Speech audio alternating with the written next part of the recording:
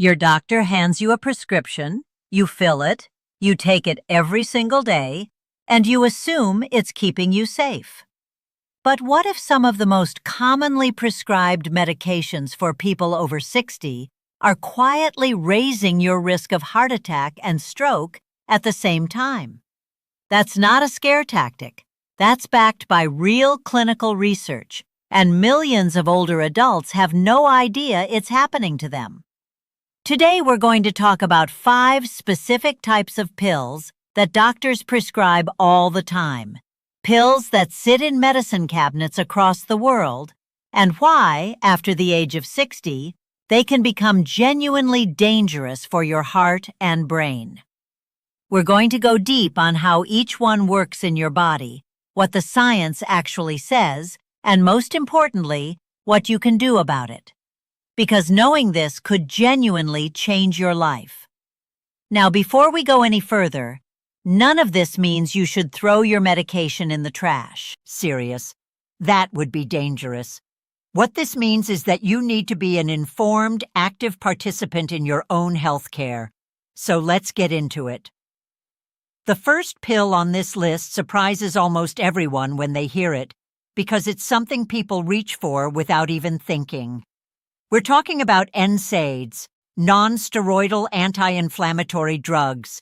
That means ibuprofen, naproxen, diclofenac, and a number of prescription-strength versions of the same thing. These are the pills millions of older adults take daily for arthritis, back pain, joint inflammation, and general aches. Here's the problem. NSAIDs work by blocking enzymes called COX-1 and COX-2. When you block those enzymes, you reduce inflammation and pain. That part works. But those same enzymes play a role in protecting the lining of your blood vessels and regulating how your blood clots. When you disrupt that balance, especially over weeks and months, you start to see a shift. Your blood becomes slightly more prone to clotting. Your blood pressure creeps upward. The walls of your arteries become more vulnerable to damage. A major study published in the BMJ looked at over 400,000 patients and found that people taking NSAIDs had a significantly higher risk of heart attack, and that risk jumped sharply in the first week of use, not just after years. After 60, when your cardiovascular system is already less resilient, the impact is even more pronounced. The heart has to work harder, the arteries are less flexible, and even a small increase in clotting risk can tip the balance in the wrong direction. And the tricky part? A lot of people over 60 are taking NSAIDs alongside blood pressure medication or blood thinners, which creates a complicated interaction that most people never talk to their doctor about. If you're taking ibuprofen even 3 or 4 times a week for chronic pain, that conversation needs to happen. The second one is a category that's going to sound counterintuitive, and that's certain medications prescribed specifically for heart conditions. We're talking about a class of drugs called COX-2 inhibitors, sometimes called selective NSAIDs, like celecoxib. These were developed as a safer alternative to regular NSAIDs because they're gentler on the stomach. And while that's true for the gut, the cardiovascular story is more complicated. When COX-2 is selectively blocked, it reduces prostacyclin, a compound your body makes naturally that keeps blood vessels relaxed and prevents clots from forming. Meanwhile, thromboxane, which promotes clotting, is still active. That imbalance, less prostacyclin, same thromboxane, tips the scales toward clot formation inside arteries. This is exactly the mechanism that can trigger a heart attack or stroke.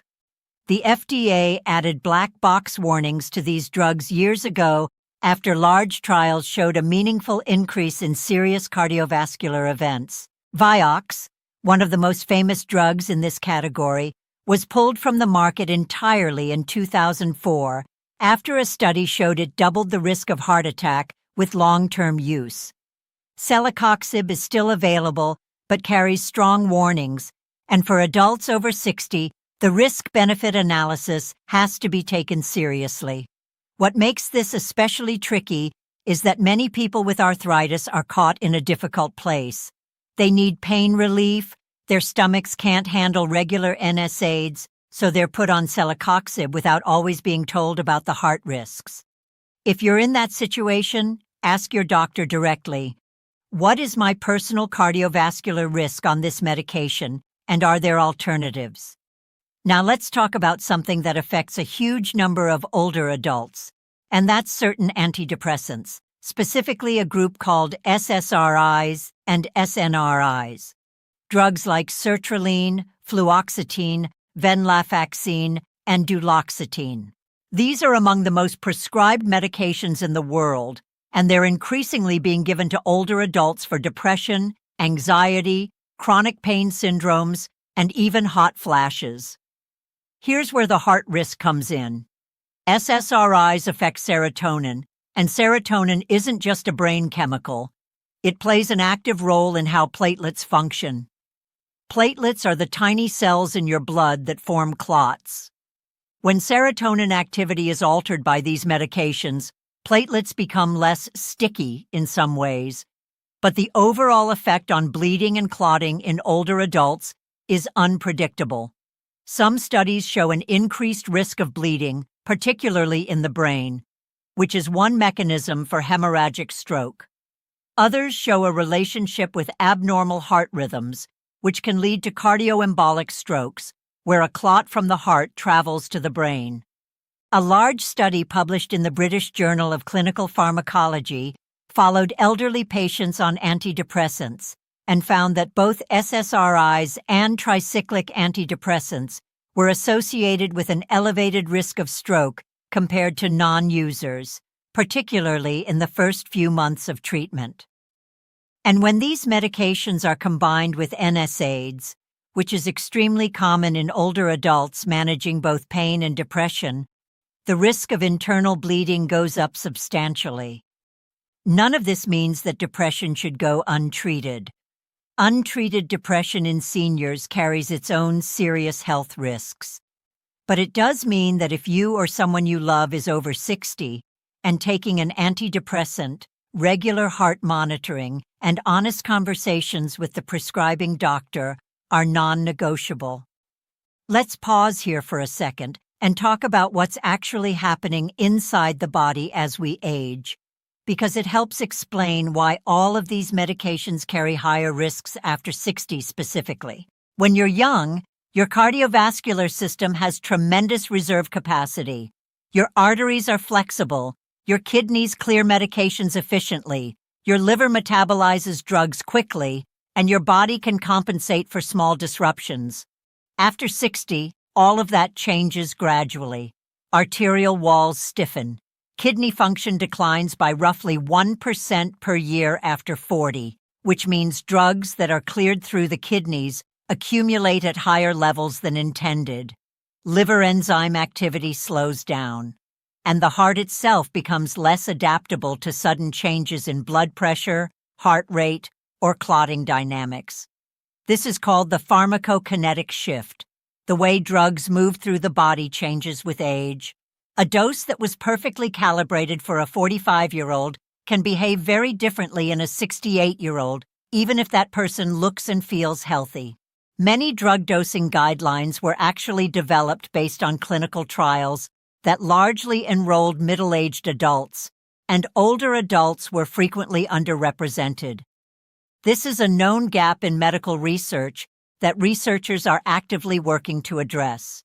So when you hear that a medication increases cardiovascular risk in older adults, this is the underlying reason. It's not that the drug became more dangerous. It's that the body's ability to handle it has changed. The fourth pill we need to talk about is one that millions of older adults are taking every single day and almost never question. And that's certain sleep medications and anti-anxiety drugs, particularly the benzodiazepine family. Drugs like diazepam, lorazepam, alprazolam, and temazepam. These are prescribed for insomnia, anxiety, panic disorders, and muscle spasms, and they're extraordinarily common in adults over 60. Now, you might be wondering what a sleep pill has to do with heart attack and stroke. Here's the connection. Benzodiazepines suppress the central nervous system, which includes the autonomic regulation of your heart rate and blood pressure. In older adults, this suppression can cause episodes of low blood pressure during the night, irregular heart rhythm, and reduced oxygen intake during sleep, especially in people who have undiagnosed sleep apnea, which is itself much more common in older adults than most people realize. Low overnight oxygen levels are directly linked to increased risk of both heart attack and stroke. And when benzodiazepines deepen sleep in a way that reduces normal arousal responses, the body may not compensate quickly enough when oxygen starts dropping. There's also a fall risk that's relevant here. People on benzos are far more likely to fall, and a fall-induced head injury is one pathway to stroke in older adults. Beyond the overnight physiology, long-term benzo use has been associated with cognitive decline and structural changes in the brain that increase vulnerability to cerebrovascular events. A French cohort study that followed elderly patients over 15 years found that benzodiazepine use was associated with a significantly increased risk of dementia, and the mechanisms overlap considerably with stroke risk factors. If you've been on a benzodiazepine for more than a few months, this is worth raising with your doctor. There are safer sleep and anxiety alternatives that don't carry the same cardiovascular burden. The fifth medication category is one that will genuinely surprise a lot of people, because this one is actually supposed to help the heart. We're talking about certain antihistamines, specifically the older first-generation ones like diphenhydramine, which is the active ingredient in Benadryl and many over-the-counter sleep aids, but also some prescription antihistamines and related compounds that have what's called anticholinergic activity. Anticholinergic drugs block a neurotransmitter called acetylcholine. This causes the well-known side effects: dry mouth, blurry vision, constipation, confusion. But in the heart, blocking acetylcholine also affects the electrical conduction system. The result can be an elevated resting heart rate, which over time puts extra strain on the heart, and more concerning, an increased susceptibility to a dangerous abnormal rhythm called QT prolongation, which can degenerate into life-threatening ventricular arrhythmias. For adults over 60, the Beers criteria, which is a respected list developed by the American Geriatric Society of Medications, considered potentially inappropriate for older adults, specifically flags first-generation antihistamines and other anticholinergic drugs as high risk.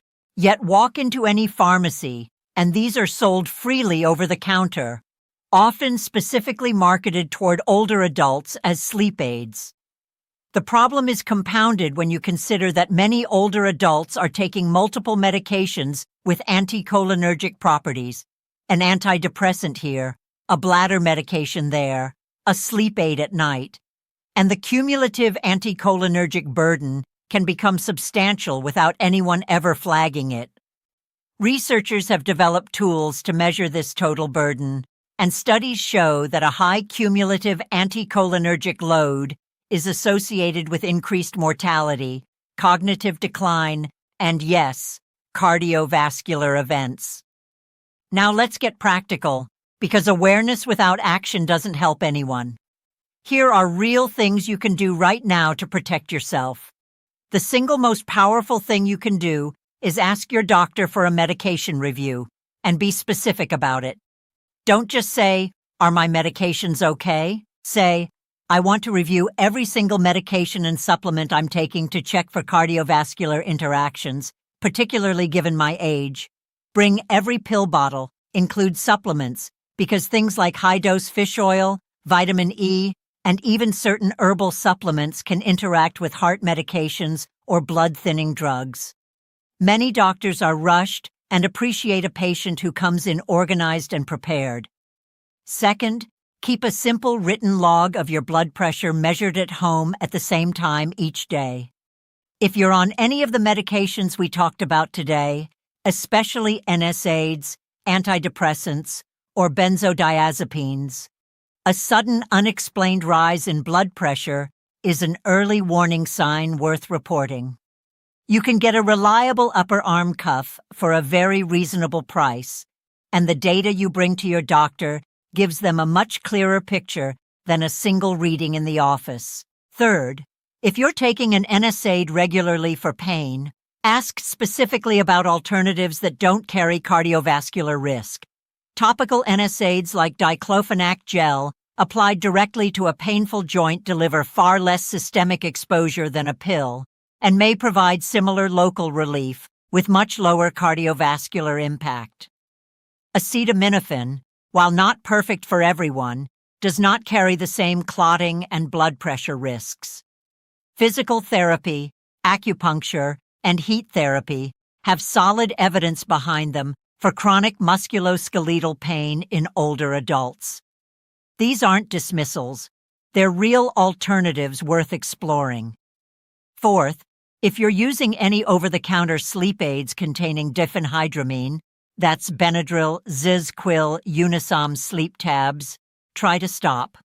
This class of medication is considered inappropriate for adults over 65 by major geriatric guidelines, and the cardiovascular and cognitive risks are real. Sleep hygiene strategies, cognitive behavioral therapy for insomnia, and in some cases melatonin or low-dose doxepin are options your doctor can discuss with you. Don't assume that because something is sold without a prescription, it's safe for your age group. Fifth, if you're on an antidepressant and also taking any pain reliever, even occasionally, mention this to your doctor and your pharmacist. The combination of SSRIs and NSAIDs specifically creates a well-documented increased risk of gastrointestinal bleeding and possibly cerebral bleeding. Your pharmacist can run a drug interaction check in minutes, and it's a genuinely valuable safety step. Let's clear up a few things people get wrong constantly, because the myths around this topic can be just as dangerous as the medications themselves. A lot of people believe that if a medication is prescribed by a doctor, it must be safe for them specifically. And while doctors absolutely have your best interests in mind, the reality is that prescribing decisions are made in the context of the information available at the time, under real-time pressure. Medications get added to a regimen over years by different doctors, and no single physician may have a complete picture of everything you're taking. Polypharmacy, taking 5 or more medications simultaneously, is one of the most serious and underappreciated health risks in adults over 65. You are your own best advocate. Another common myth is that natural or herbal supplements don't count as medications when it comes to heart risk. This is flat out wrong. St. John's wort, for example, is widely used for mild depression, but it interacts with anticoagulants, statins, and digoxin in ways that can seriously destabilize cardiovascular management. Ginkgo biloba, garlic supplements, and vitamin E all have blood-thinning properties that add to the effect of prescribed anticoagulants. Fish oil at doses above 3 grams per day can affect bleeding time meaningfully. Everything you put in your body needs to be on the table during medication reviews. And one more, many people think that once they've been on a medication for years without a problem, the risk assessment doesn't change. But your body at 62 is not the same as your body at 72. Kidney function, liver function, cardiovascular reserve, these all shift over time. A medication that was perfectly appropriate at one age may need to be reassessed a decade later, even if nothing dramatic has happened. Annual medication reviews aren't just box checking, they're genuinely protective. One practical thing worth mentioning that most people never think about is talking to your pharmacist as a primary resource, not just someone who hands you a bag. Clinical pharmacists have deep expertise in drug interactions and age-related pharmacology. In many cases, they can catch combinations that slip through without anyone raising a flag. If you have a regular pharmacy and a regular pharmacist who knows your full medication list, that relationship is genuinely valuable for your safety. Also, if you're ever starting a new medication and you're over 60, it's worth asking 2 simple questions. Is this dose adjusted for my age and kidney function? And does this medication have any cardiovascular interactions with what I'm already taking? These aren't difficult questions, and any good prescriber will welcome them. Please take what you've learned today and bring it to your doctor. Don't make any changes to your medications on your own, especially not stopping something abruptly, because many of these drugs require gradual tapering under medical supervision. What you can do is go in informed, ask the right questions, and be an active partner in your care. Your doctor cannot protect you from risks they don't know you're concerned about. If you found this helpful, please hit the like button. It genuinely helps more people find this kind of information when they need it. Subscribe if you haven't already, because we cover topics like this regularly. The kind of health information that actually matters for real life. And drop a comment below telling us which of these 5 surprised you the most. We read everyone. Next time, we're going to talk about 5 common foods that look healthy on the label but are quietly raising inflammation in your body, including one that almost everyone over 60 eats every single morning. You won't want to miss that one.